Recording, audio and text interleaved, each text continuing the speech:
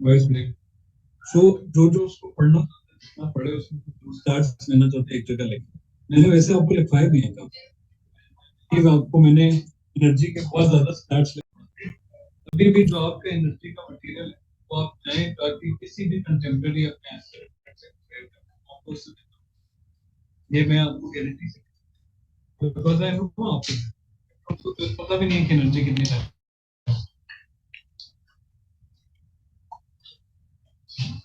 Economy में भी आपको सिर्फ एक डिस्कशन चाहिए। हमने पिछली दफा एक डिस्कशन की थी इन्स और आउट्स की। हमने डिस्कस किया मुख्तलिफ चीजें जो हमारे साथ मसाइल हैं।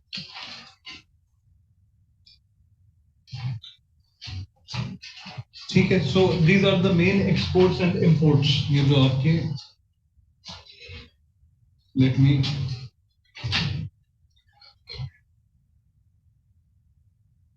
सो these are the main exports and imports जो हम करते हैं। एक्सपोर्ट्स में टेक्सटाइल्स, मैन टेक्सटाइल में भी Netware, readymade garments, cotton cloth, bedsheet, इधर अंडरवेयर भी। अंडर गारमेंट्स ही हमारी सबसे बड़ी एक्सपोर्ट, बुनियाने चड्डी बनाने। टेक्सटाइल्स के अंदर आप लिखें गूगल के ऊपर what is the latest economic figure. Financial year 2022-2023 में हमारी टेक्सटाइल एक्सपोर्ट्स कितनी थी?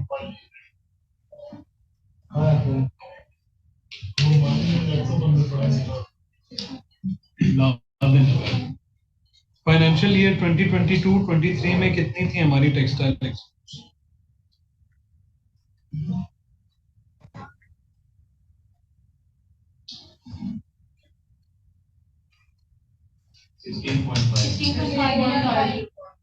16.5 बिलियन डॉलर।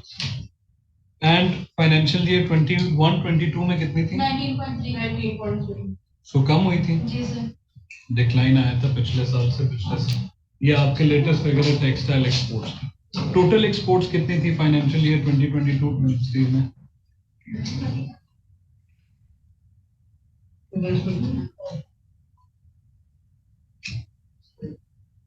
30 थी, 36 थी, 34 थी, 39 बिलियन यूएस डॉलर्स 22-23। सो 16.5 को 39 के साथ डिवाइड करें। अगर आप 39 16.5 तकरीबन बन जाते हैं 33, तो ये इन परसेंटेज आपका बन जाता है at least 40% of your total exports are textiles. At least 40% of your total exports, 42% of your total exports are textiles. अब मैं आपको ये बताता हूँ ये इंपॉर्टेंट क्यों। एक मिनट पहले ये एक्सरसाइज कर लें मेरे साथ। सिमिलरली आईटी का देखें, what are the IT rise को छोड़ दें, IT export, what are the IT export for financial year 2022-23?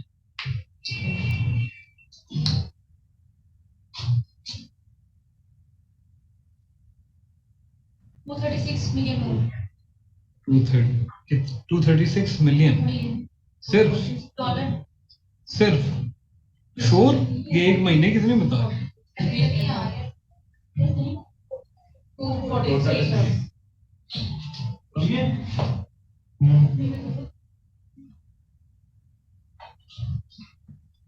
Very odd. So I thought it was 1 to 2 billion US dollars at least. But you see कि हमारी IT exports are 246 million US dollars. अब फर्क क्या है? पहली चीज, textiles एक मैंने आपको बताया 40% ऑफ योर टोटल एक्सपोर्ट्स, ठीक हो गया। अब आप इसके साथ डालें cotton production. How much cotton did Pakistan import last?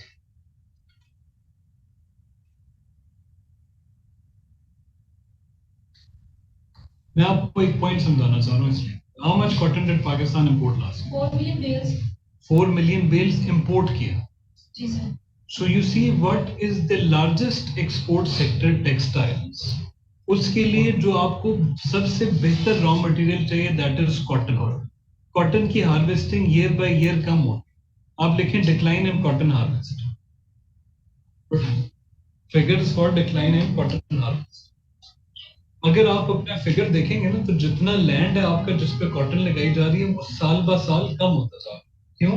Because cotton को लगाते हैं, कॉटन आराम से वेस्ट हो जाता है एंड डबल क्रॉपिंग की तरफ चले गए, सो हम ज्यादा अब लगाते हैं wheat and sugarcane which are sugarcane rice which are cash crops, right?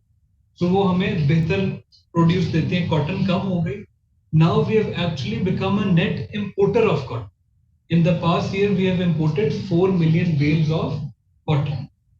अब जब आपने इंपोर्ट करके एक्सपोर्ट करना है तो आपको पीछे पैसा बचता है. सबसे पहला इशू एक्सपोर्ट्स का, क्या आपकी एक्सपोर्ट्स प्रीडोमिनेटली टेक्सटाइल है, टेक्सटाइल के लिए रॉ मटेरियल सारा इधर अवेलेबल नहीं है, वो भी इंपोर्ट करना पड़ेगा, पहला इशू. दूसरा issue, men women knitwear, readymade garments, cotton cloth, bedsheets, तौलिए, चड्डियां, बुनियाने, ये आपका है. हाई वैल्यू टेक्सटाइल एक्सपोर्ट्स आप नहीं करते, वो बांग्लादेश में. क्रिश्चियन डियोर, ये और अच्छे अच्छे ब्रांड बताओ, गुची, शनेल, मार्क स्पेंसर, ये इस तरह के जितने हाई एंड ब्रांड्स हैं, इनके कपड़े कौन बनाते हैं, इनके ऑर्डर्स कौन लेते हैं? बांग्लादेश. इवन नाइकी, एडिडास के ऑर्डर वियतनाम ले रहे हैं, आप नहीं ले. आप बहुत कम ऑर्डर्स ले, आप बहुत ज्यादा ले लिया तो लेविस की जीन आपने बना के.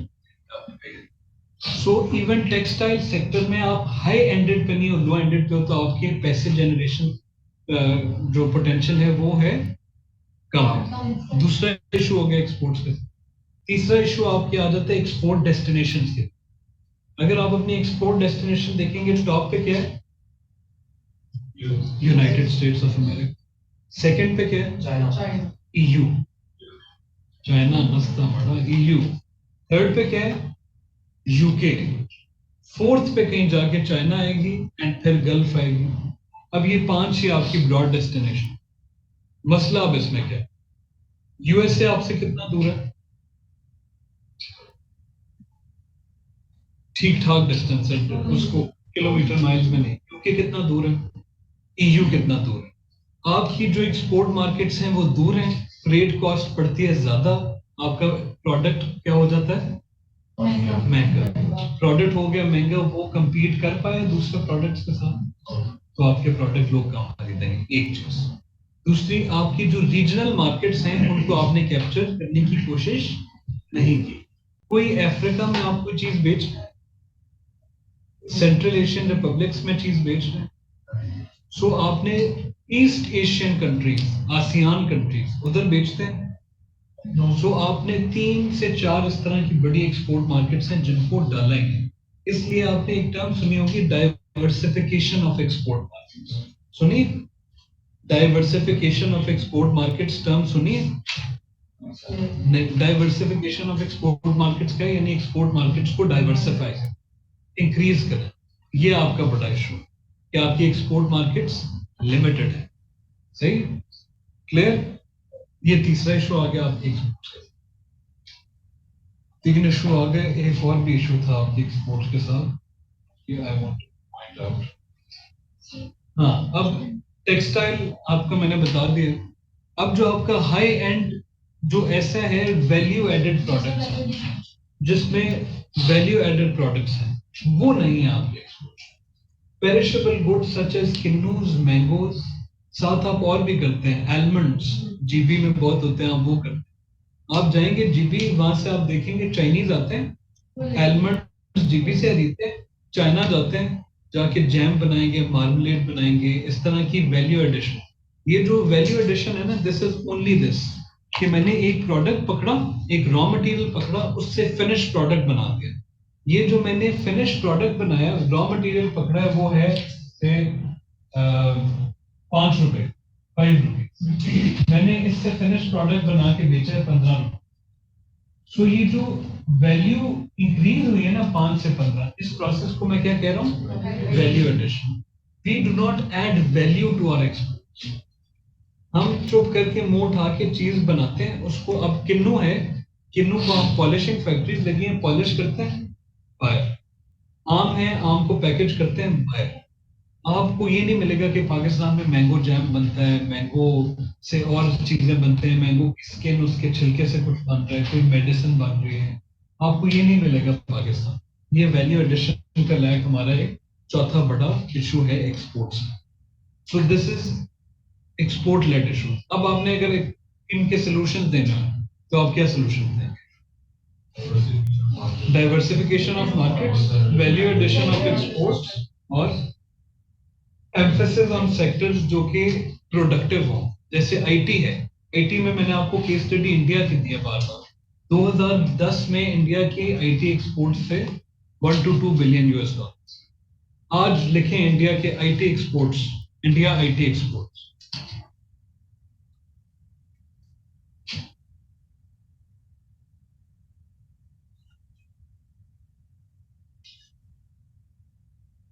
लिखें लिखें जल्दी बताएं।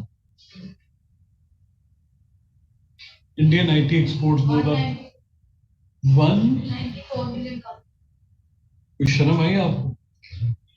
194 billion US dollars. 194 billion US dollar. आपके कितने? 246 million US dollar.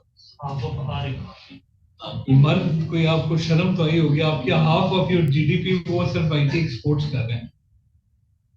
How many unicorns are there in India? Unicorns वो नहीं जो घोड़े के आगे सींग लगा हुआ, यूनिकॉर्न्स वो कंपनीज जिन्होंने एक सर्टेन अमाउंट ऑफ फाइनेंसिंग कर लिया है।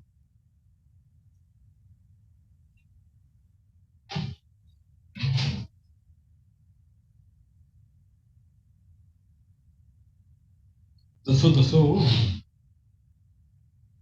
तो पाकिस्तान में जो ये कोर्ट का नाम तो मैंने आपको बताया तो है कि क्या क्या मसाइल हैं एक्सपोर्ट्स के नाम। 108 यूनिकॉर्न्स इंडिया में। टोटल यूनिकॉर्न्स कितने हैं? ये कौन बता रहा है मुझे? आपने बताया टोटल यूनिकॉर्न्स कितने हैं?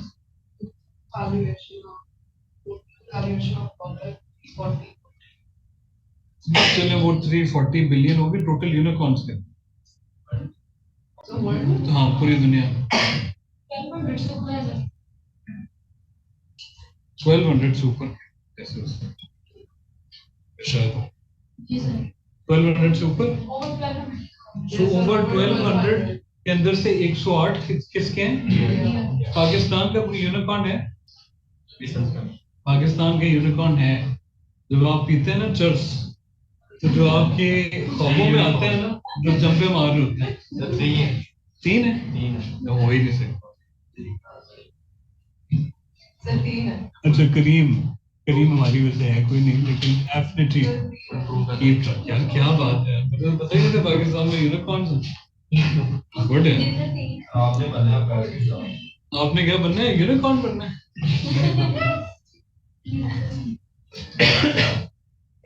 So this is also an issue. IT India की 2011 में 1 बिलियन पे थी, 13 साल में 194 बिलियन।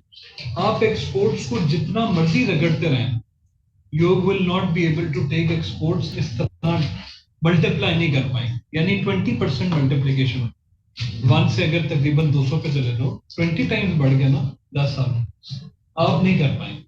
बिकॉज टेक्सटाइल्स में कैपेसिटी नहीं है, टेक्सटाइल्स में एक कैपेसिटी नहीं, एंड टेक्सटाइल्स में आपका कंपटीशन बहुत है इसी रीजन में। इंडिया भी बनाता है एंड बांग्लादेश भी बनाता है, सो आप फंस जाते हैं।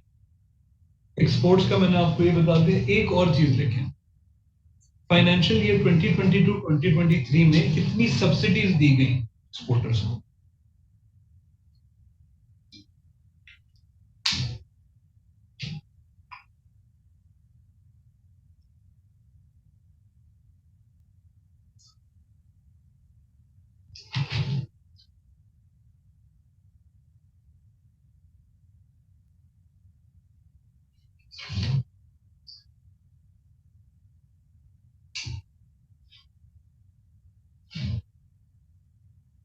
दसो जी दसो।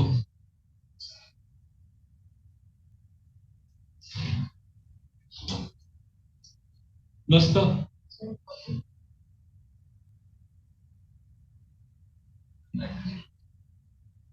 किधर चले गए हो? मुझे लगा तुमको छोड़ दो। खुद इलेक्ट्रिसिटी में आ गया।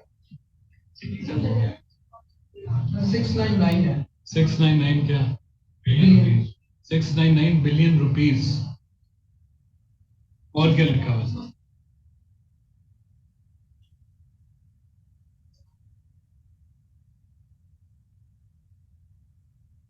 electricity charge for the villages of cost.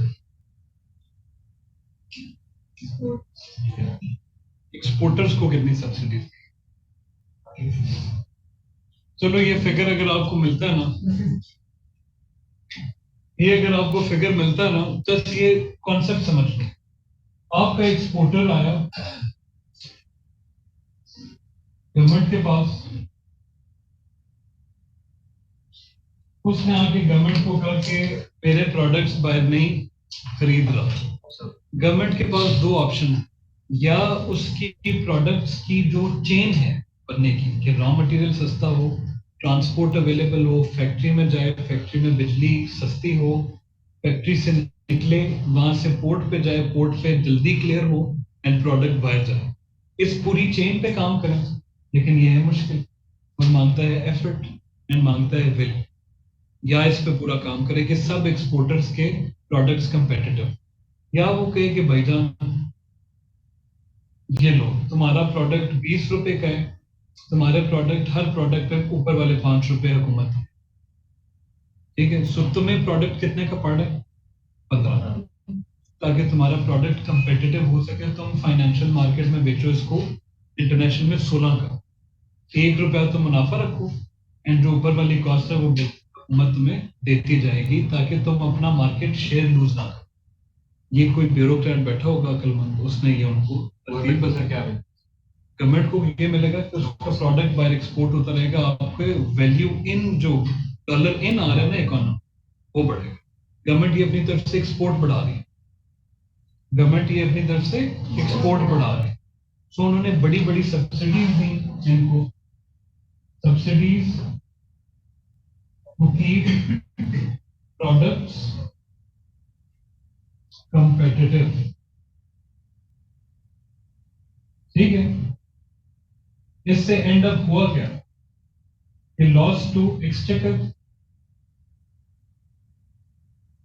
ये सब्सिडीज उन्होंने उन पैसों में से दी ना जो आपसे मेरे से टैक्स से हुकूमत ने इकट्ठा किए।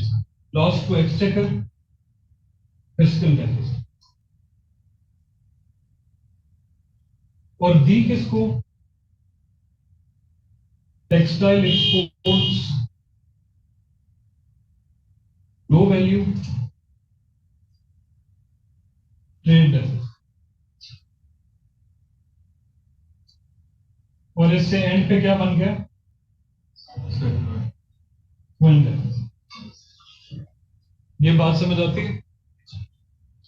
ये बात समझ आती है कि एक तरफ आपने जो टैक्स इकट्ठा किया वो आपने लगा दिया इनको एक्सपोर्टर्स को देने में सब्सिडी, एक्सपोर्टर्स ने उससे मजीद चड्डी बनियानें बनाई जिनसे आपके इंपोर्ट बिल कवर नहीं हुआ, ट्रेड डेफिसिट वैसे ही रहा, एंड आप एंड पे ट्रेड डेफिसिट भी सफर कर रहे हैं, फिस्कल डेफिसिट भी, एंड वो क्या बन गया? ये लिंकेज समझ आता है? क्या काफी लंबा है, ये बता दो।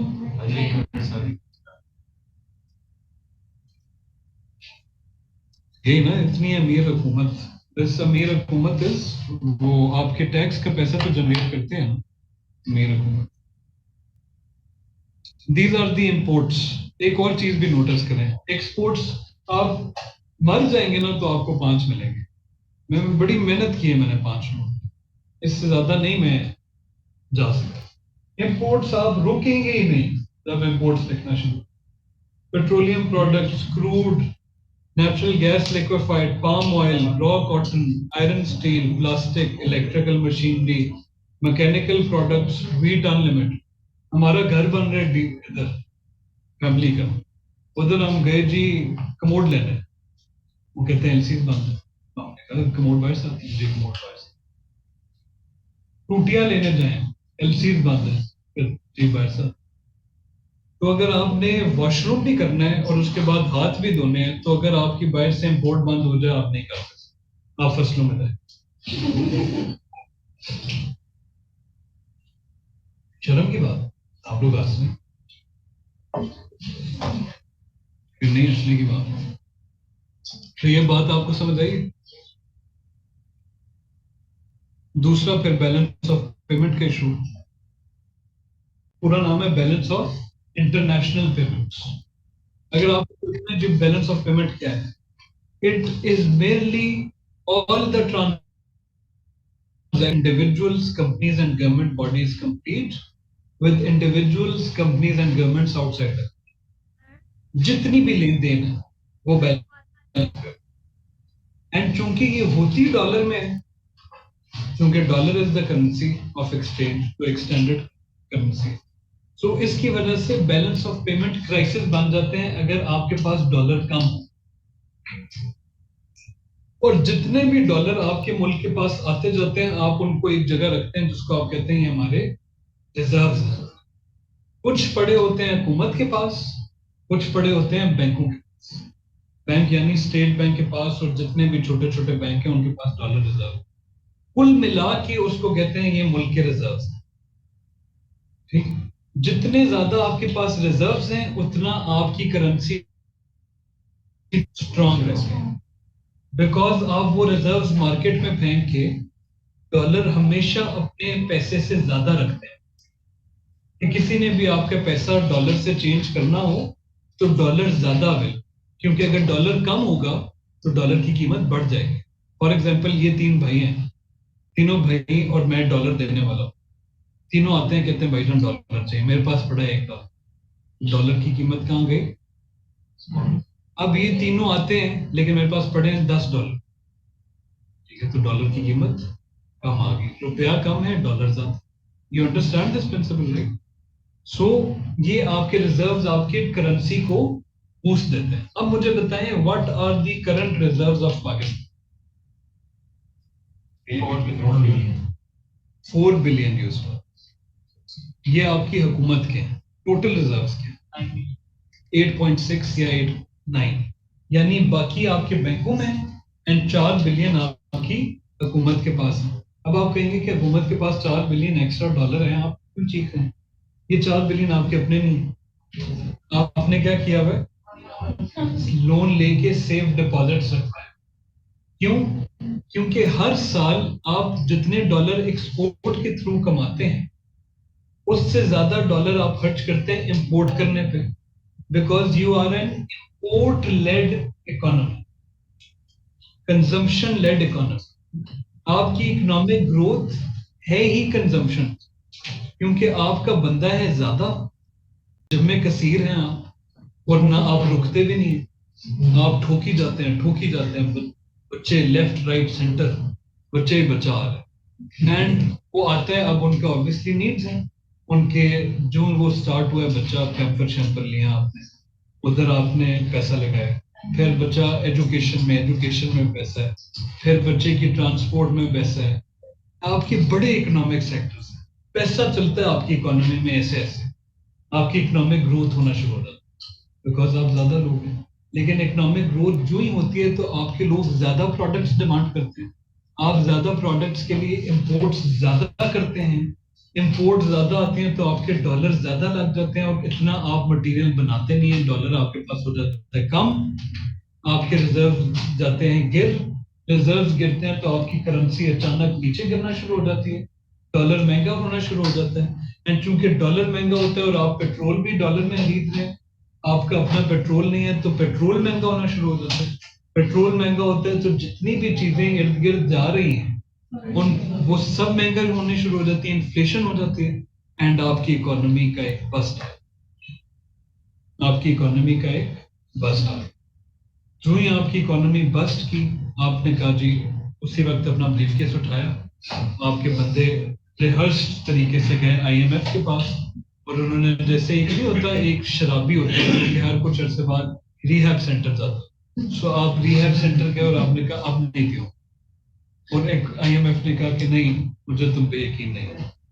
उन्होंने कहा कि नहीं पीऊंगा ना, उसने कहा कि नहीं, तुम ये करोगे तो मैं देखना चाहता हूँ, ये तुम्हारा प्रोग्राम। सो वो आपको एक चीज देते हैं जिसका नाम है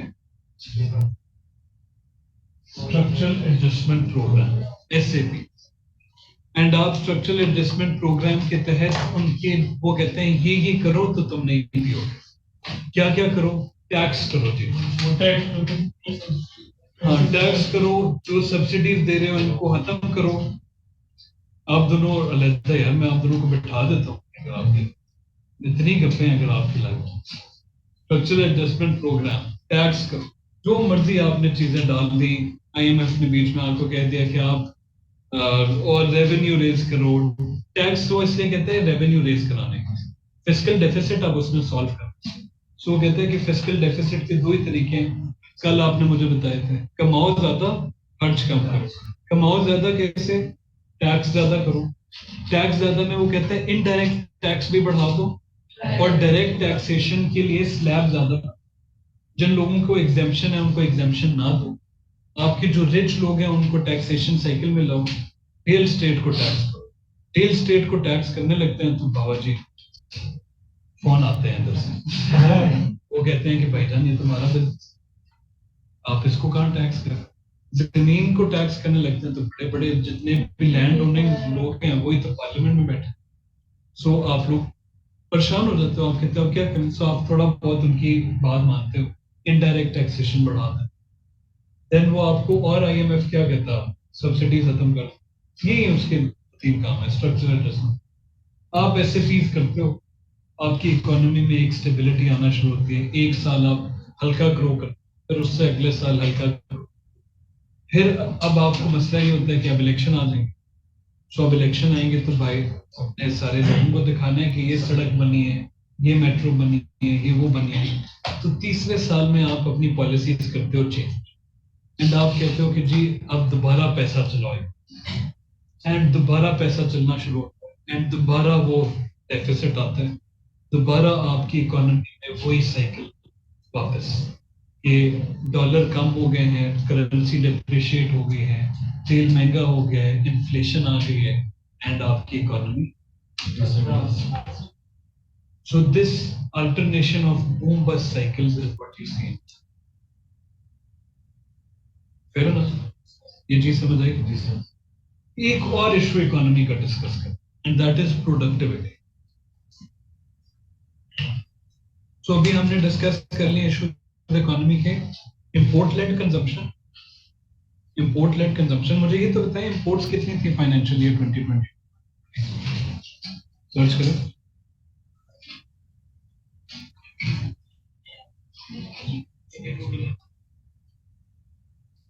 एग्जैक्ट बताएं। शराज इसहाक अगर काश हमारे किसी साल में $38 बिलियन है, काश वो एक्सपोर्ट्स हो सकती हैं। एंड मैं आपको ये भी मजे की बात बताऊं, जो 2022 का साल था, that was the first year in your history जब आपने 30 बिलियन प्लस एक्सपोर्ट्स की, first year in your entire history जब आपने 30 बिलियन प्लस की एक्सपोर्ट्स किया। क्यों? क्योंकि आपका पैसा हो गया डीवैल्यू, डॉलर उसके बदले हो गया, जैसे $1 अगर आज से पहले 150 का था, ये कॉन्सेप्ट समझना, आपका एक प्रोडक्ट फर्ज करो मैं ये मार्कर बना, 150 रुपये लगता है मुझे मार्कर बना के, एक्सपोर्ट क्वालिटी मार्कर, 2 साल पहले 150 रुपए का था $1 या 1.5 साल $1, ठीक है। अब $1 हो गया है 300 रुपए का। अगर मैं 1.5 साल पहले एक मार्कर बना रहा था, तो अब मैं कितने मार्कर बनाऊंगा? $1। तो अब मैं कितने मार्कर बनाऊंगा? 2 बात है। सो दैट मीन्स आपका एक्सपोर्ट सस्ती हो जाती है जब डॉलर डिप्रिशिएट। सो ये जो हमारी एक्सपोर्ट बढ़ी हुई है ना, दैट इज बिकॉज हमारा रुपया इतनी तेजी से गिरा है कि हमारे लिए एक्सपोर्ट्स करना आसान हो गया। एंड इसलिए आईएमएफ कभी कभार आपसे डिमांड करते हैं कि अपनी करेंसी को डीवैल्यू करें। आप ये कहीं पढ़ेंगे कि अपनी करेंसी डीवैल्यू होने दें। पहले डायरोनॉमिक्स होती थी तो वो करेंसी को एक लेवल पे रोक देते हिसाब डाल के। फिर ये पीटीआई वाला है, इन्होंने कहा कि नहीं जी आपकी वजह से तबाही मच गई है, उन्होंने डेप्रिशिएट होना चाहिए। वो इसलिए ताकि आपकी एक्सपोर्ट्स दोबारा से कंपेटिटिव हो जाए ग्लोबल मार्केट में। तो ये फायदेमंद है, नुकसानदेह है? ये फायदेमंद है अगर कैश करें, लेकिन मसला ये कि अगर एक्सपोर्ट आसान हो जाती है तो पहले अगर आप एक चीज इंपोर्ट करते थे और फर्ज करें 200 रुपए का आप इंपोर्ट कर रहे हैं, ये 200 रुपए आपने, अब आपके पास वो $1, अब अगर वो चीज है $1 लेकिन आपको वो पड़ गई 400, सो देन आपकी इंपोर्ट्स भी बढ़ती। मसला ये, लेकिन अगर डी वैल्यू करने से करेंसी में आपको फर्क आता है अगर आपकी इंपोर्ट एक्सपोर्ट दोनों इकट्ठी इकट्ठी चल, तो आपकी ये एक मेथड है ग्रोथ का। लेकिन अगर आपकी एक्सपोर्ट यहाँ और इंपोर्ट यहाँ हो, फिर तो बाबूजी आप मर जाते हैं। टोटल इंपोर्ट ही बंद कर। इंपोर्ट बंद किया ना आपने एलसीज के। एलसीज का पता आपको? एलसी होता है लेटर ऑफ क्रेडिट। सो आपने अगर कोई चीज इंपोर्ट करनी है ना, अब मैंने फर्ज करें सर बैठे हैं ऑस्ट्रेलिया में, मैंने कहा सर जी मुझे भेजे ऑस्ट्रेलिया में, फर्ज किया ठीक है, मैंने कहा मुझे सर जी भेज दें ये मार्कर, मुझे भेजा ऑस्ट्रेलिया से। अब मैंने सर को ऑर्डर प्लेस कर, सर को क्या पता कि मैं इसको पैसे दूंगा भी। सर ने मुझे ये प्रोडक्ट शिप करना है ऑस्ट्रेलिया से, तो सर मुझे कहेंगे मुझे गारंटी चाहिए। मैं गारंटी में मांगूंगा किसी ऐसी चीज बंदे से जिससे मैं पैसे रिकवर कर सकूं। सर लेंगे बैंक की गारंटी, एंड बैंक वो गारंटी जो देता है जिस हद में, उस हद को कहते हैं लेटर ऑफ क्रेडिट, कि इस बंदे के पास इतना क्रेडिट है कि ये आपको पे कर सके। तो ये जब मेरे पास आएगा, मैं सर को ऑर्डर प्लेस करने के साथ बैंक से एलसी खुलवाऊं, लेटर ऑफ क्रेडिट लूंगा कि मैं इतने की चीज खरीद रहा हूँ, वो लेटर ऑफ क्रेडिट लगाऊंगा साथ, सर को पेपर पूरे कर दिया, सर ने उधर से शिफ्ट कर दिया प्रोडक्ट, जो प्रोडक्ट पोर्ट पे मैंने क्लियर किया, मेरे बैंक अकाउंट से उतना पैसा माइनस होकर सर के। ये तरीका है। हमारी हुकूमत ने क्या किया, उन्होंने एलसीज कर दी, एलसीज बंद हो गई तो इंपोर्ट्स हो गई, लेकिन सब चीजों की इंपोर्ट्स। अब इससे मसला क्या हो, मुझे ये बड़ा पसंद है, एलसीज हो गई हैं बंद, अब ये नहीं आ रहा, शॉर्टफॉल हो गई, फिर भी मैंने खरीदना है, तो ये फिर आपकी मार्केट में महंगे से महंगा होता गया, महंगे से महंगे से चीज कम हो गई, डिमांड सब महंगे से महंगे अनटिल ये खत्म हो। जैसे आपने, और अगर ये किसी इंपॉर्टेंट चीज के साथ हो तो फिर उसका कैस्केडिंग इफेक्ट, जैसे फीड, चिकन फीड, वो आपके इधर पोल्ट्री का बड़ा बिजनेस है, आपकी हुकूमत ने अचानक एलसी बंद कर दी चिकन फीड की, अब चिकन फीड आना बंद हो गई, चिकन फीड आना बंद हुई तो पोल्ट्री की प्रोडक्शन कम हो गई। ये जो ब्रॉयलर मुर्गी खा खा के इतने इतने आपने बूथे निकाले हुए सब, तो ये ब्रॉयलर मुर्गी कम हो गई, जो ये ब्रॉयलर मुर्गी कम हुई तो उससे क्या हुआ, चिकन का रेट, तो आपको याद होगा वो सुनहरे वक्त 200-250 का किलो मिलता था, आजकल कितने किलो खाओ चिकन बिरयानी खाओ, आपने इसलिए छोड़ा, मेडिसिन भी, हाँ मेडिसिन भी इस तरह, मेडिसिन के साथ भी। So do you understand the economics of economy पे आपको कोई लेक्चर रिक्वायर्ड नहीं है, इकोनॉमी इधर से क्लियर हो, इधर से क्लियर हो तो गेम बन जाती है। जो ऑनलाइन वाले मुझे नहीं देख सकते, अच्छा देख सकते हो, इधर से आ गए, ठीक, यहां से clear. So do you understand this concept how the import export works? मैंने आपको इंपोर्ट का बता दिया, एक्सपोर्ट के इश्यूज बता दिए, इंपोर्ट के बता दिए, एक्सपोर्ट के बता दिए। एक है प्रोडक्टिविटी इशू। प्रोडक्टिविटी ये है कि एक इंडिविजुअल पर जीडीपी कितनी ग्रोथ को कंट्रीब्यूट कर। सो आप ऐसा करें, कैलकुलेट करने के लिए अपना जीडीपी उठाएं और उसको डिवाइड कर दें अपनी पॉपुलेशन। अब इतने तो आप मैथमेटिशियन हैं नहीं, तो आप चेक करें व्हाट इज द प्रोडक्टिविटी पर पर्सन इन पाकिस्तान।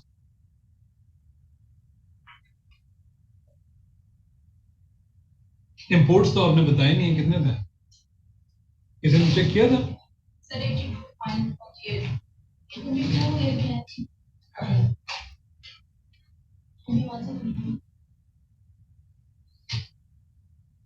सो अगर इंपोर्ट्स 82 हैं, एक्सपोर्ट्स 36 हैं, तो आपका ट्रेड डेफिसिट कितना हो गया?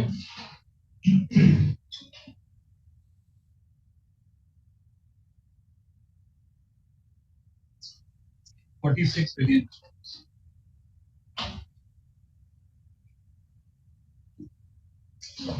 यानी आप $46 बिलियन आपके पास कम है सो 46 बिलियन यूएस डॉलर्स के लिए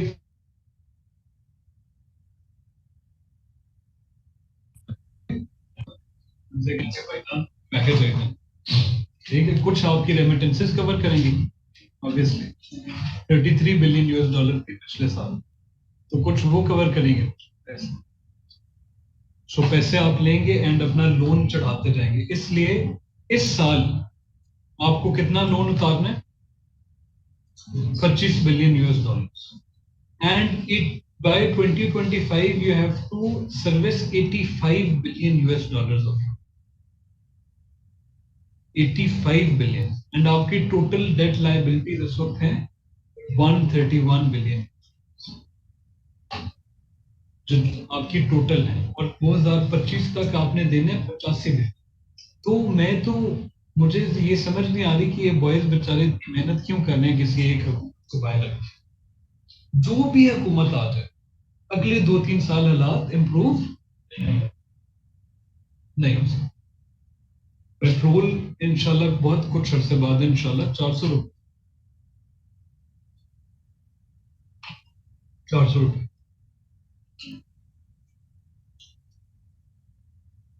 अब जी सॉरी, प्रोडक्टिविटी। तो प्रोडक्टिविटी का चेक किए, प्रोडक्टिविटी पर पर्सन इन पाकिस्तान। यार कर लो, अगर आप लोगों को टेंशन हो रही है मैं ही कर देता हूँ।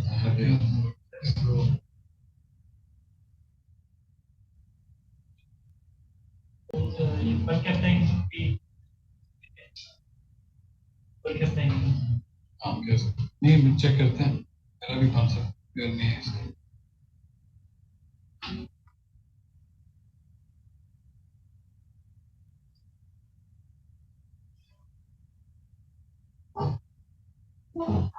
हाँ, पर कैपिटा इनकम ही कहते हैं, राइट।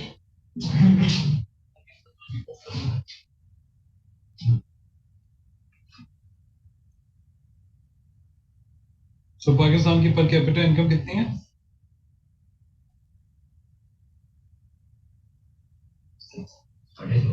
ये पावर परचेजिंग पैरिटी पे है। वैसे आपकी 1600 तकरीबन अब हो गई है। हाँ, 1600 या 1568 बिलियन, 16.8 डॉलर्स, ठीक है। सो दैट इज कि इतने डॉलर्स आपका इंडिविजुअल हर बंदा कमाता है। अगर आपके पूरे जीडीपी को पॉपुलेशन के ऊपर डिवाइड करें तो आपका पर बंदा इतने डॉलर्स कमा रहा है या इतने डॉलर्स कंट्रीब्यूट कर रहा है। अब आप देखें पर कैपिटा इनकम यूएसए,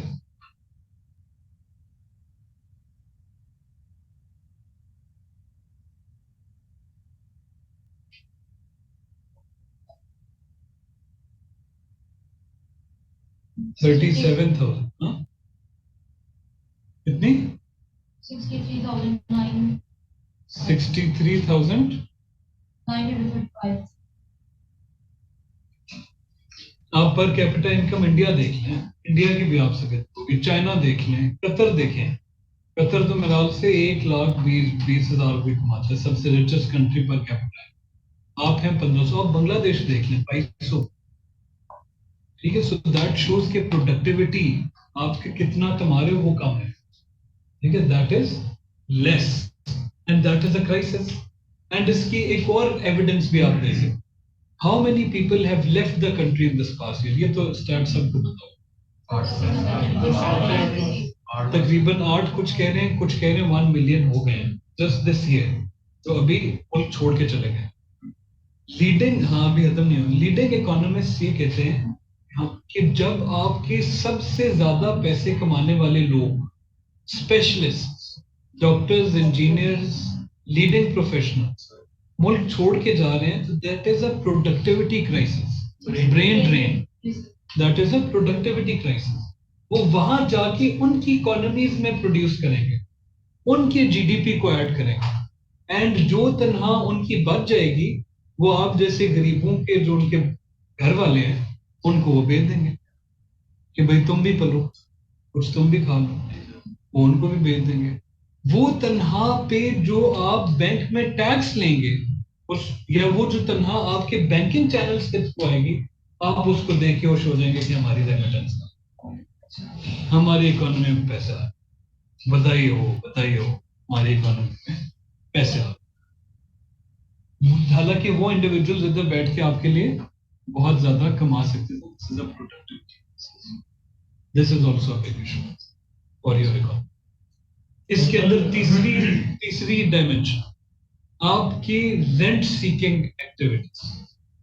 बजाय इसके कि लोग इधर पैसे इन्वेस्ट करें स्टार्टअप्स में और बिजनेस में, लोग अपना पैसा क्या करते हैं, प्लॉट खरीदा, बाबा जी कीमत होते ही जाएगी, पैसा नहीं कभी डूबता। अब ये क्या चीजें खराब करती हैं, एक रिस्क टेकिंग या इनिशिएटिव टेकिंग कैपेसिटी आपके लोगों में से निकल जाती है। वो कोई बिजनेस के अंदर इन्वेस्ट नहीं करते, कोई सॉल्यूशंस नहीं आते, नई कंपनीज नहीं बनती, नई कंपनीज नहीं बनती तो जॉब क्रिएशन नहीं होती, जॉब क्रिएशन नहीं होती तो वेल्थ क्रिएशन। क्योंकि अगर मेरे पास ऑप्शन हो कि मेरे पास करोड़ रुपए है, करोड़ तो कम हो गया, 5 करोड़ मैं कहता हूँ मैं जी डीएचए में जाके प्लॉट खरीद लेता हूँ 5 का रेजिडेंशियल, एंड जब इसको फिर बाद में बेच दूँ। एक बंदा है वो कहता है जी 5 करोड़ रुपए में उससे फैक्ट्री लगाता हूँ, फैक्ट्री में वो रखेगा कम से कम 20-30 मजदूर, 20-30 मजदूर की तनख्वाही बनेगी, उनके घरों में पैसे जाएंगे, मईशत चली है कि नहीं चली। जबकि यहाँ 5 करोड़ रुपया बस जाके पड़ा है, एंड अब उस 5 करोड़ पे आपकी हुकूमत टैक्स भी नहीं लेगी, उस 5 करोड़ पे आपकी हुकूमत टैक्स भी नहीं ले रही, withholding tax, non utilization tax, कुछ नहीं, property it is parked there. हाँ, प्रॉपर्टी टैक्स है ना, वो सिर्फ प्रॉपर्टी एक्सचेंज टैक्स है। मैंने जब ली है उस टाइम पे मैंने देना है, अगर मैं फाइलर हूँ 6% देना है, नॉन फाइलर हूँ 10%। अगर मैंने प्रॉपर्टी बेची है तो जो वेल्थ आई है मैंने वेल्थ गेन टैक्स दे दिया, फाइलर हूँ 4% देना है, नॉन फाइलर हूँ पता नहीं 8% है। That is it. वो जितने टाइम उधर पड़ी रहे, होना ये चाहिए पहले साल पड़ी है इतने परसेंट टैक्स, दूसरे साल पड़ी है इतना एडिशन लगे इतने परसेंट टैक्स। मैं प्रॉपर्टी उधर रख ना सकूं, तब पैसा जो आपका असल में है वो इकोनॉमी में गर्दिश करेगा, बिजनेसेस बनेंगी, आपकी प्रोडक्टिविटी बनेगी, जीडीपी बढ़ेगा, वेल्थ क्रिएशन होगी, अनएम्प्लॉयमेंट कम होगा। ये पॉइंट समझ आया? ये पॉइंट समझ आया? This is the third part of your productivity crisis, rent seeking activity. या आप ये कर दो कि जी मैंने एक प्लाजा खरीद लिया सर जी, रेंट ते चढ़ा छड़िया जी, 1.5 लाख आउंदा जे पर फ्लोर, ते घर बहने मंदा सोखा खाने ते मंदा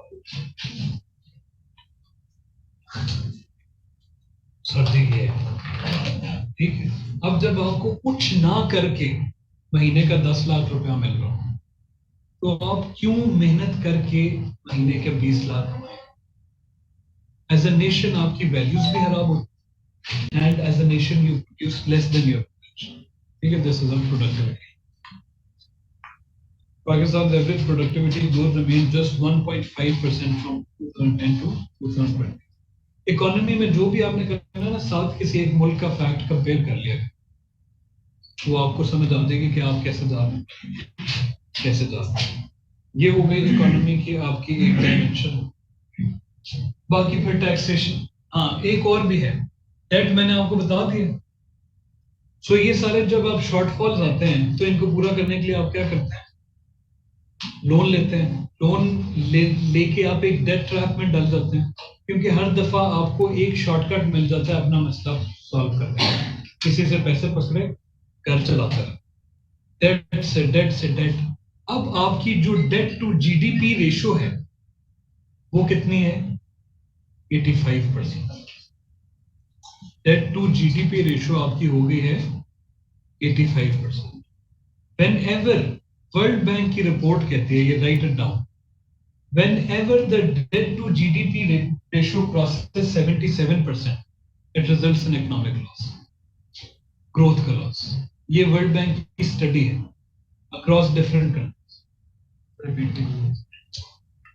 Whenever debt to GDP ratio crosses 77%, it results in loss of economic growth. और मजे की बात यह है कि आपने आईनी तरमीम की है 18th अमेंडमेंट के अंदर, या शायद उसके बाद की है, जिसके अंदर आपने सीलिंग डाली है कि 75% से डेट टू जीडीपी रेशो बढ़ने 65% से बढ़ने नहीं देंगे। ये आपने आईनी तरमीम की है, एंड उसके बाद आपने जीडीपी रेशो उठा के वो 85%। कोई पूछेगा?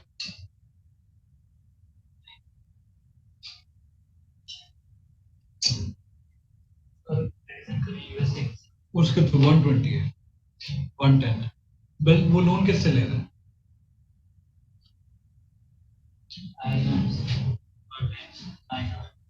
लेकिन IMF, वर्ल्ड बैंक, चाइना, इन सारी जगहों पे इंटरनेशनल इंस्टीट्यूट्स में सबसे ज्यादा ड्राइंग राइट्स भी यूएस के, special drawing rights. So in essence वो ज्यादातर लोन अपने आप से, बिकॉज ज्यादा क्रेडिट भी वो इनको वही दे रहे हैं। एंड लोन इटसेल्फ लेना गलत बात नहीं है, ये मैं आपको बता दूं। मैं आपको एक चीज समझाऊं।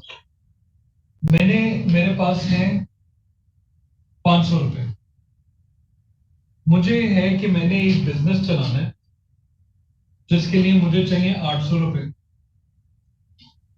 मैंने 300 रुपया लोन लिया, बिजनेस चलाना शुरू किया 800 रुपए में। 800 रुपए में मैंने अपना प्रोडक्ट बनाया, फर्ज करो 80 रुपए का प्रोडक्ट, एंड मैंने 10 प्रोडक्ट इस तरह के बेचे 100 रुपए के, ठीक है। सो कितने कमा लिए? अब मेरे पास टोटल पैसे कितने हो गए? 1000। सो मैंने अपना इनिशियल रुपया भी रिकवर कर लिया 500, 300 रुपया वापस किया, चलो करो 300 पे इंटरेस्ट भी था, 350 वापस। प्रॉफिट कितना हो गया? 150। मैंने मजीद इसमें 500 में डाला, एंड इस तरह कर करके एक और साइकिल चलाई, तो मेरे पास इस तरह पैसे करते करते फर्ज करें मैंने 150 इसमें डाला, कितने हो गया मेरे? फिर से मैंने लोन लिया, इस दफा मैंने लोन कितना लिया? 150। फिर से मैंने ये किया 1000 आए, मैंने कमाया 150 अपने प्रॉफिट में। अब मेरे पास कितने हो गए? 800। अब मैं सेल्फ सफिशिएंट, अब मैं खुद से बिजनेस करके कमा सकता, अपने पैरों पे खड़ा हो सकता। एक बंदा है जिसने लोन लिया 300 रुपया, और उसने उस लोन से या कोई ट्रेन चला दी, या कोई उसने बस चला दी, कोई उसने सब्सिडी दे दिया किसी, या उसने कोई ऐसा प्रोजेक्ट कर दिया जो अपने पैसे रिकवर नहीं कर सकता। जैसे ये प्रोजेक्ट ने अपने पैसे रिकवर कर दिए, लोन भी पे ऑफ कर, सो वो लोन उसके ऊपर चढ़ गया। अब उसको वो लोन उतारने के लिए किसी और से लोन लेना। हम इस सिचुएशन कि हम लोन लेते हैं अनवायबल प्रोजेक्ट्स के लिए, वो प्रोजेक्ट सस्टेनेबल नहीं होते, फिर हमें उन प्रोजेक्ट्स का लोन उतारने के लिए किसी और से लोन लेना। USA, UK, EU, India, world bank का सबसे बड़ा वो कौन है रेसिपिएंट लोन्स का पिछले साल ओवरऑल आज तक, since world bank history? India has taken the largest number of loans from World Bank, but they use those loans to maintain sustainable policies, and they are able to pay those loans off. USA loan लेता है, economic growth generate करता है, loan भी पे of होता है, लोगों में प्रॉस्पेरिटी। लोन लेना या देना गलत बात नहीं है। अगर मैंने भी अपने लोगों में थोड़ा सा इकोनॉमिक ग्रोथ बढ़ानी हो ना, मैं कहूँगा एक प्रोग्राम कि जी जो सबसे ब्राइटेस्ट एंटरप्रेन्योरियल माइंड्स है ना मुल्क के, उनको इकट्ठा किया जाए और उनको सरकार दे देगी इतने इतने पैसे के जा बिजनेस करके हमें इतने से हल्के से इंटरेस्ट पे लोन वापस कर दो, और बाकी पैसा तुम्हारा। अब तुमने जो जो बिजनेस बनाओगे उसमें जॉब अपॉर्चुनिटीज बनेगी, जॉब अपॉर्चुनिटीज के साथ वो बिजनेस भी बनेगा, एंड बाकी लोग भी हमारे अनएम्प्लॉयमेंट कम होगी। तो मेरे तो 2 मसले तुम सॉल्व कर दो। एंड ये अब एक किसी ब्यूरोक्रेट ने भी सोचा और उसने जाके प्राइम मिनिस्टर को दिया, तो प्राइम मिनिस्टर यूथ स्कीम्स निकल आई, कामयाब जवान प्रोग्राम निकल आया, इस तरह की चीजें निकल।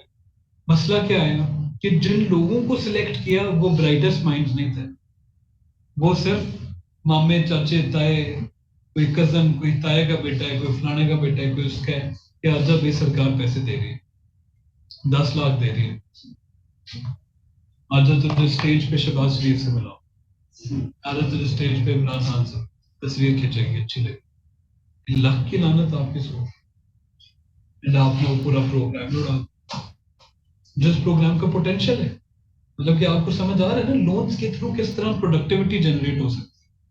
हमारा मसला लोन लेना नहीं है, हमारा मसला अनप्रोडक्टिव। सब्सिडी वगैरह में दे देते हैं, उसका रिकवर नहीं होता। रिकवर नहीं, लोन खुद नहीं रिकवर होता तो लोन के ऊपर वाला इंटरेस्ट तो पे करना दूर की बात। सो यू तकरीबन यूज, अभी आपका जो लेटेस्ट बजट है तकरीबन 39% ऑफ योर बजट जाता है डेट सर्विसिंग, 39 to 40। बाकी कोई 20 या 25 या 30% आपका ऑयल प्रोडक्ट्स का बिल आ जाता है, पेट्रोलियम का इंपोर्ट, वो लेकिन वो तो इंपोर्ट उसका है। बाकी आपका 19% मेरा से डिफेंस में चला जाता है। एंड ये तब है जब ऑलरेडी बजट में डिवीजन हो जाती है कि 56% फेडरल, 56% सूबे, 44% फेडरल। ये उस 44 में से मैं बात कर, जो टोटल आपने पैसे उठाए ना, जितने भी आपने लोगों से लिए, कमाए, टैक्स किया, जो भी, उसमें से 44% आपने दे दिया सरकार को मेन, बाकी सूबों में दे दिया। 44 में से सरकार ने 40% करनी है डेट सर्विसिंग, कोई 19% उसने क्या करनी है, डिफेंस। बाकी जो रिमेनिंग है उस पे अब उसने आपके हेल्थ भी करनी है थोड़ी बहुत की, हालांकि हेल्थ प्रोविंशियल सब्जेक्ट है, एजुकेशन भी वो भी हालांकि प्रोविंशियल है, और उसने आपका पीएसडीपी भी चलाना है, नई सड़कें भी आपको बना के देंगे ताकि आप घूम घूम करके गुजरो, और जो आपको भाई को गाड़ियों पे करने का नहीं 19%। अब ये नहीं पता कितने परसेंट ऑफ योर बजट, लेकिन जीडीपी का 19%।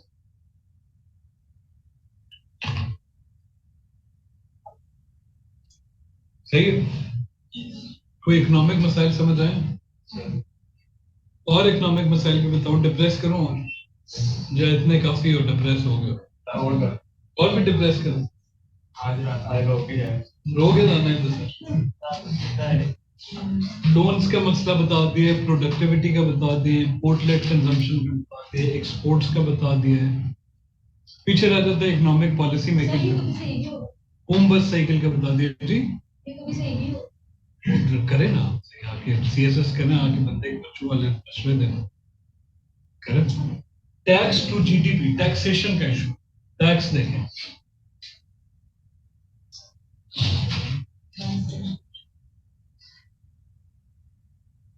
सो ये वाली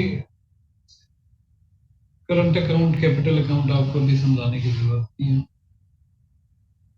trade balance, debt to GDP, tax to GDP देखें। सो टैक्सेशन एक बहुत बड़ा इशू है। मैंने आपको बताया टैक्स में कौन कितने टाइप ऑफ टैक्सेस हैं, डायरेक्ट, इनडायरेक्ट। 64% आपकी टैक्सेशन रेवेन्यू जो जनरेट होता है वो किससे होता है, इनडायरेक्ट से। जो उसका इशू क्या है, सबको इक्वली इंपैक्ट करना।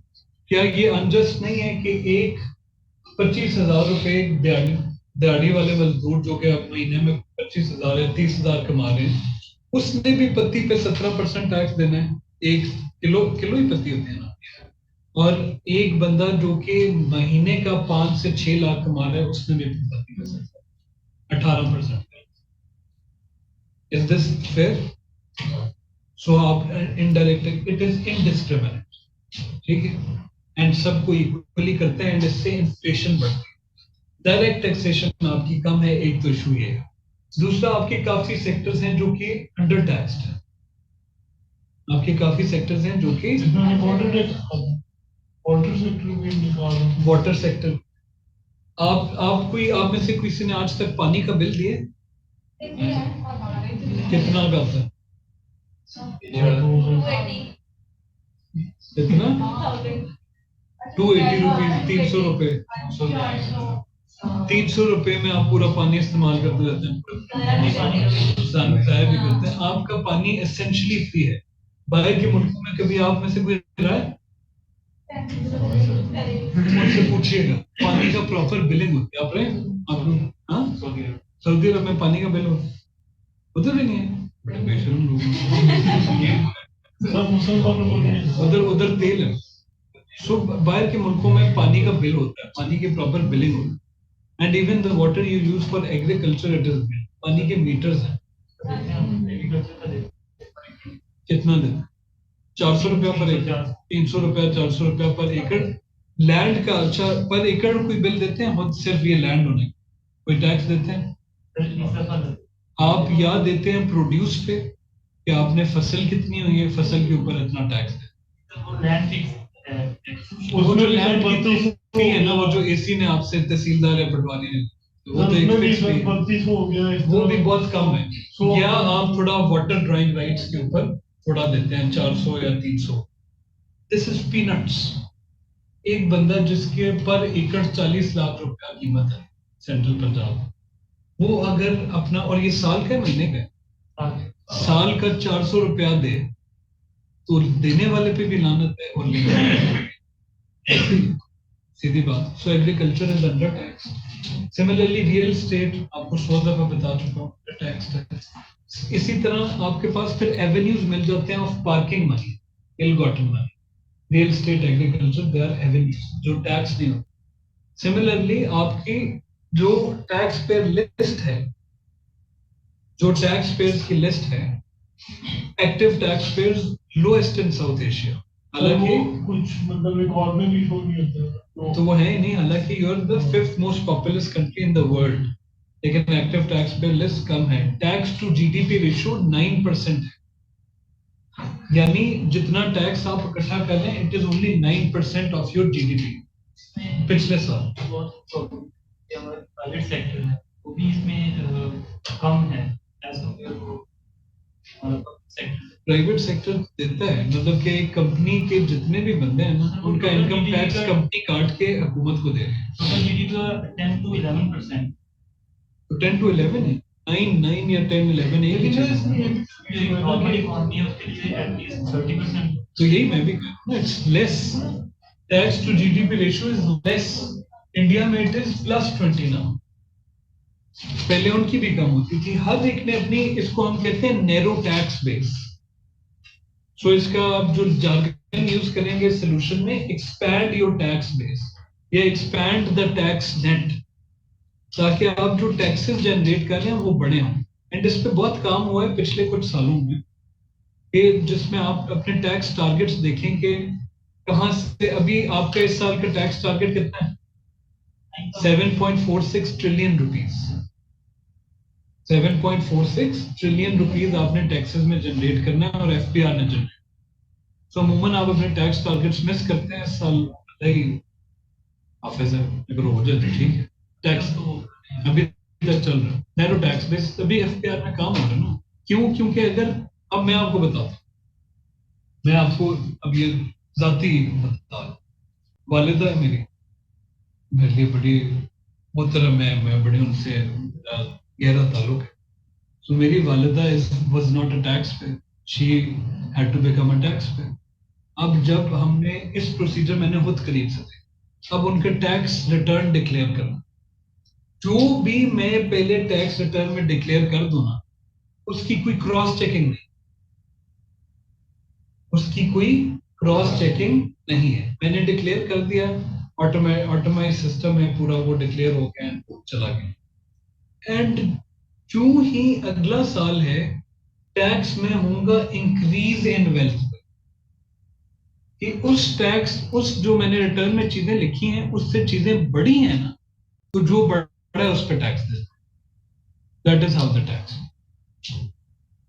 कि अगर मैंने पहले में लिखा है कि मेरे पास इतनी ये चीजें हैं इतने ये हैं इतने माल मवेशी हैं इतना ये सारा मैंने डिक्लेयर कर दिए मैंने अपने असास से डिक्लेयर जो ही मैं अगले साल गया हूं और मेरे फर्ज करें 10 बकरियां थी अब 15 हो गई वो कहेंगे जो 5 बकरियां आई हैं इनकी मार्केट में वैल्यू इतनी है इसके ऊपर आप टैक्स ठीक है अब टैक्स वाले कहाँ आपके साथ मिलकर चोरी करते हैं वो मार्केट में वैल्यू कम लिख देंगे कि इसकी वैल्यू इतनी है तो उस चीज की वैल्यू कम लिख देंगे टैक्स कट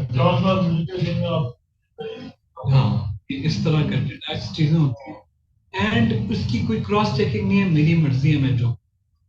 सो अगर मुझे पता है कि मेरे पास कैश में पैसा पड़ा है एंड मैंने कमाया है टेबल के नीचे से, मैं एक ब्यूरोक्रेट, मैंने टेबल के नीचे से मैं लोगों से ले लेके, अब मैंने इसे करना है सफेद। सो मैं लिखूंगा अपने टैक्स रिटर्न में, मैंने लिखे होंगे मेरे पास 100 जानवर हैं, 100 भैंसे हैं जो कि मेरे अबाव इजदाद से मुझे, क्योंकि इनहेरिटेंस पे टैक्स। सो अगले साल मैंने जब वो पैसा डिक्लेयर करना है अपने कैश होल्डिंग में, मैं लिख दूंगा मैंने 50 भैंसे भैंसे बेचने की कोई स्लिप होती है? कोई कभी आप में से कोई भैंस बेचने गया हो तो अगले को उसने कहा हो कि भाई ना लेटर हेड बना दो, नहीं होता। मैंने 50 भैंसे बेच दी, ये उसका पैसा। पैसा क्या हो गया? ये मैं भाई आपको अंदर की टिप्स दे रहा है, आप लोगों ने आगे आके ये करना है सब कुछ। सो अभी से सीखें, सादी बात। सो मैंने आप ये कर दिया। साथ ही सोना, ख्वातीन, आपकी जो भी बंदा है ना जो मॉरली कॉम्प्रोमाइज्ड है, करप्शन उसने बीवी के नाम, ये मेरे से ले, उसने कहना मेरी बीवी के पास है सोना, मेरी बीवी के पास सोना, सोना है उसके पास कुछ 150 इतना तोला मैंने बेच दिया, ये उसके पास। एंड इसकी अगर रसीद भी बनवानी हो तो किसी सुनार को भाईजान गपशप है आपकी उसके साथ ताल्लुक है, वो कहेगा आप बड़े भाई, आप कहेंगे नहीं आप बड़े, वो कहेगा नहीं आप कहेंगे नहीं आप बड़े, वो आप उसे कहेंगे। पाकिस्तान में ताल्लुक के पीछे आप जो गलत काम कराने करा सकते, आप कहेंगे कि यार एक भाईजान काम पड़ गया, वो कहेगा जी क्या, वो कहेगा कि ये एक रसीद चाहिए 50 तोले सोने की है, ये तो आप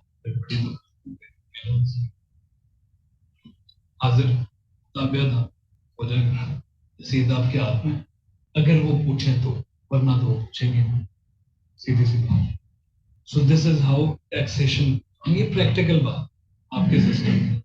सो टैक्स पेयर लिस्ट छोटी, फाइल टैक्स रिटर्न्स करने के अंदर जो मैं कह रहा हूँ ना कम दिखाना, उसको कहते हैं अंडर इनवॉइसिंग, उसको कहते हैं अंडर इनवॉइसिंग, कि ठीक से लिखा नहीं गया, अंडर इनवॉइस किया गया।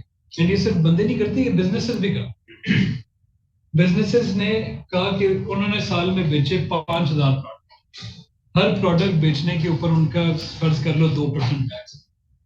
अब उसको है कि यार मैं 2% इनको क्यों दूं, मेरा दिमाग खराब। मैं इनको कहता हूं मैंने साल में बेचे हैं 3000, अब आके चेक कर लें, उनको पता है किसी नहीं आना, कि जो आएगा वो पकड़ नहीं सकेगा, अगर पकड़ लिया तो उसको कहेंगे कि यार जेब ला। मैं बता रहा हूँ आज मैंने एक प्रॉपर्टी का काम करा सुबह, एंड उस बॉय को हम बुला रहे थे काफी दिनों से, वो कहता था आपके प्लॉट में कीचड़ है तो मैं इधर ये काम नहीं कर सकता, उसने डिमार्केट करा। एंड कल मुझे मेरा कंट्रैक्टर कहता है कि वो आ जाएगा, यहाँ कीचड़ है तो इसको ब्लेड लगा के उसको ताकि वो कर दें। वो कहते सर जी ब्लेड की जरूरत नहीं है। मैंने कहा तो वही फिर कैसे? सर वो आएगा। मैंने कहा तो क्या करूं? कहता है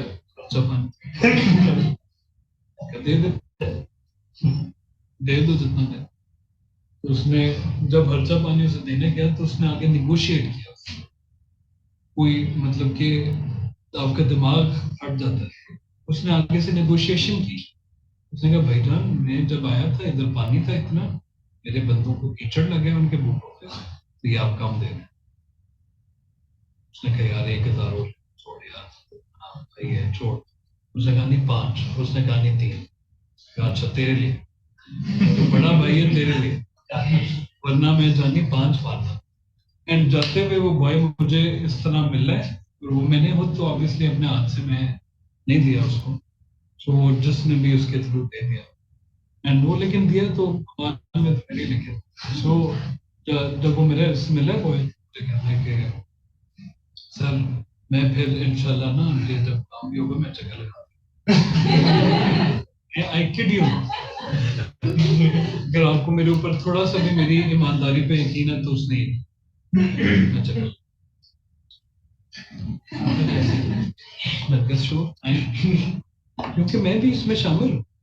सिस्टम चलता ही ऐसे, काम तो करना है, और क्या करूँ, और भी डिप्रेस करूँ थोड़ा सा और भी कर दूँ। तो 5-6 चीजें हमने बस थोड़ी, मैम आपको क्या नहीं, एक और आपको कर देते हैं। नहीं आप सिखा रहे हैं वो ये मैं बता रहा हूँ, फिर टैक्सेशन भी हो गया, फिर ईज ऑफ बिजनेस एनवायरनमेंट भी एक इशू है। ईओबीआई इंडेक्स में हमने कल देखा था 108 पे खड़े हैं। ईज ऑफ बिजनेस की वजह से आपका एक चीज मुतासर होती है, वो चीज क्या है? Foreign direct investment.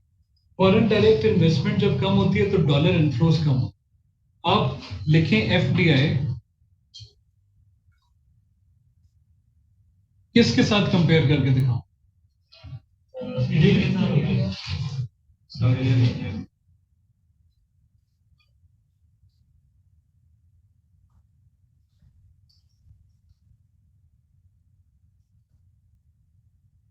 ड्यूरिंग, ये आपको आ जाए,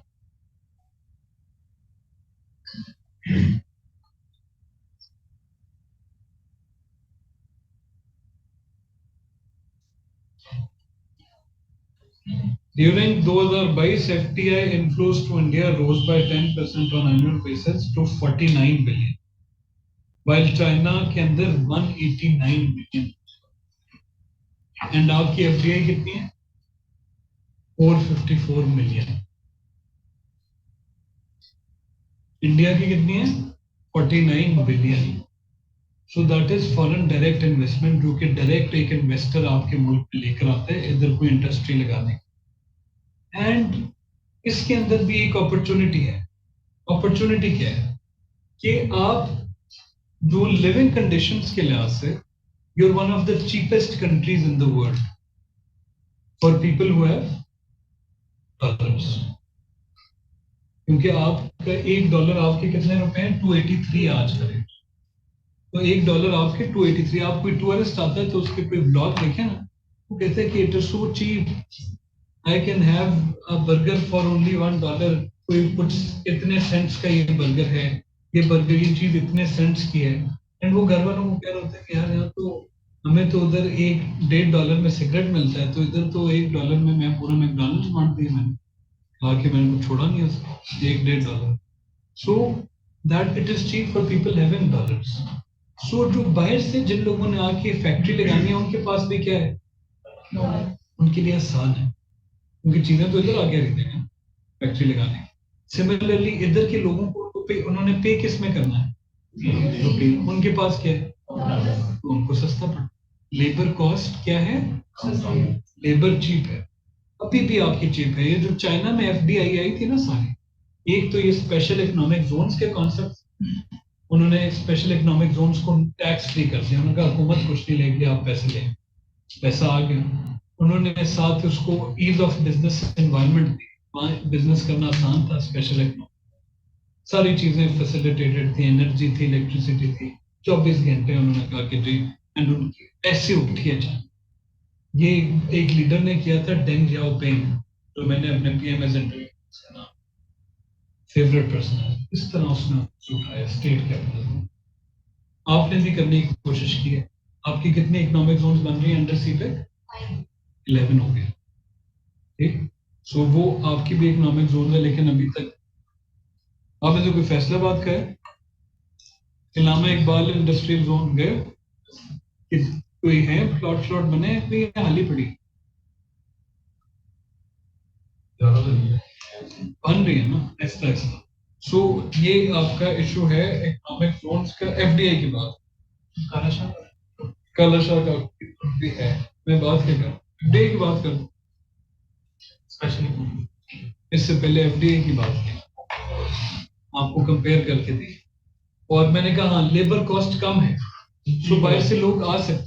चाइना में भी जब ये हुआ तो चाइना में लेबर कॉस्ट चीप थी, वेस्ट में लेबर ज्यादा मांगती है। वेस्ट में एक बंदे की तनख्वाह फर्ज करें महीने की $400, $300, ठीक है। एक minute, daily wage in the USA देख, डेली वेज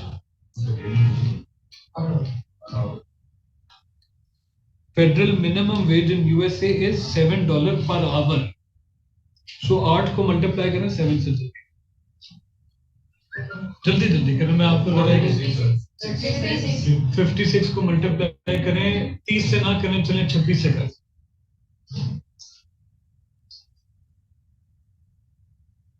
जल्दी जल्दी करें. 1456 को मल्टीप्लाई करें 283 से. 4,12,000. एक दिहाड़ीदार उधर मिनिमम कमाने वाला 14 समथिंग डॉलर्स कमाता है. 1456 4,12,000. नहीं वो तो इधर कमाएगा ना, उधर डॉलर में. आप मैडम मऊफ हो गई आज, सर पत्नी सर नहीं समझ रहे आप. सर नहीं समझ आ रही हूँ. $1456 एंड इधर वही बंदा it is paramount to paying 4 lakh. 4 lakh को डिवाइड करें 30,000 से. 4 लाख को डिवाइड करें 30,000 से.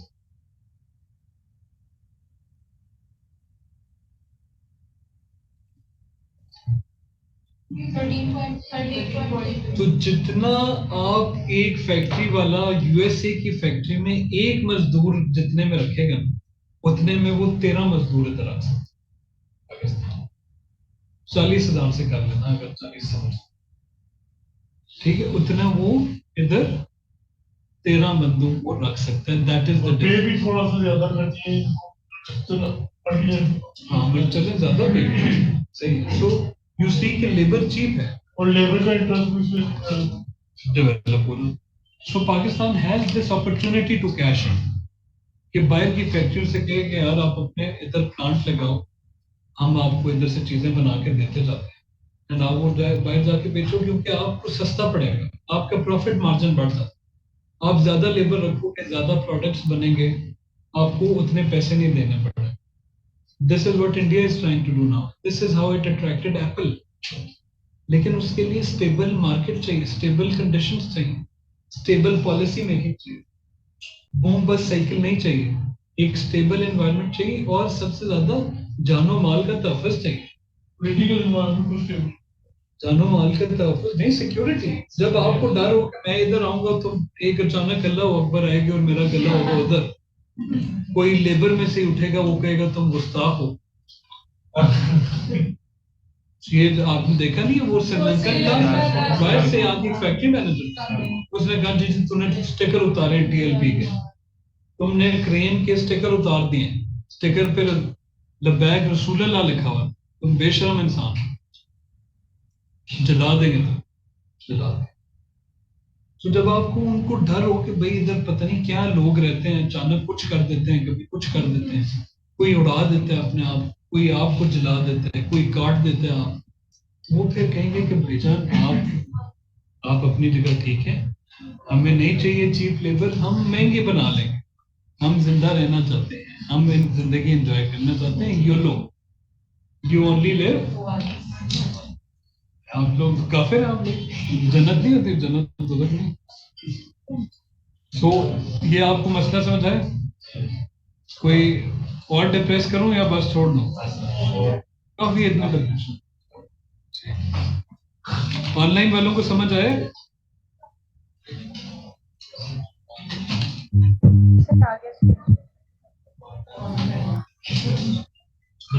That is good. Any questions?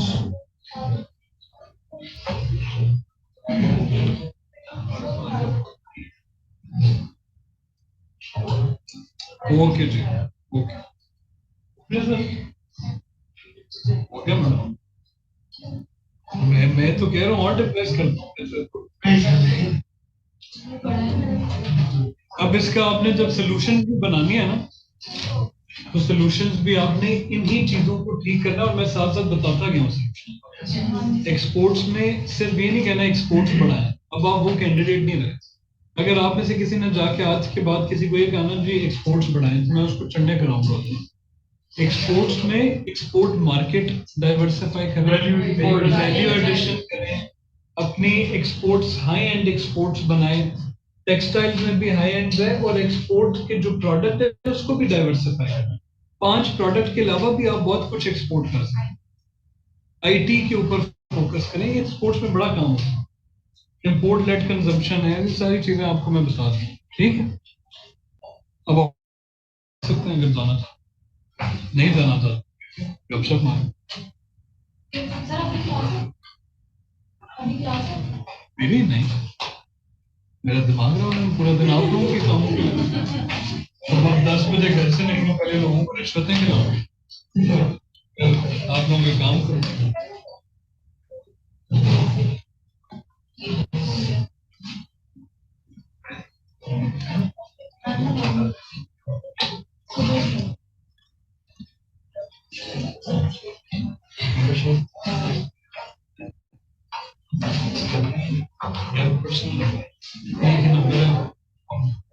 मुझे अब ये नहीं समझ आ रही कि मैं उस पर कैसे गुजारा करूँ, क्योंकि वो इतने मैसेजेस आए होते हैं कि जो भी होता है ना इम्पोर्टेंट, आप जरा चाहते हो कि ये मैसेज आए बार बार, तो वो पता ही नहीं चलता है।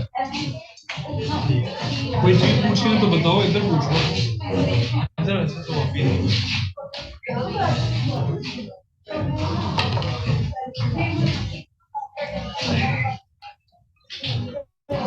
मुझे क्या ठीक सर।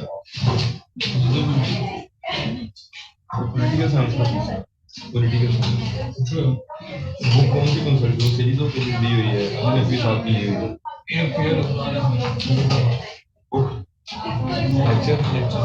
अच्छा मटेरियल सर वो परचेज कर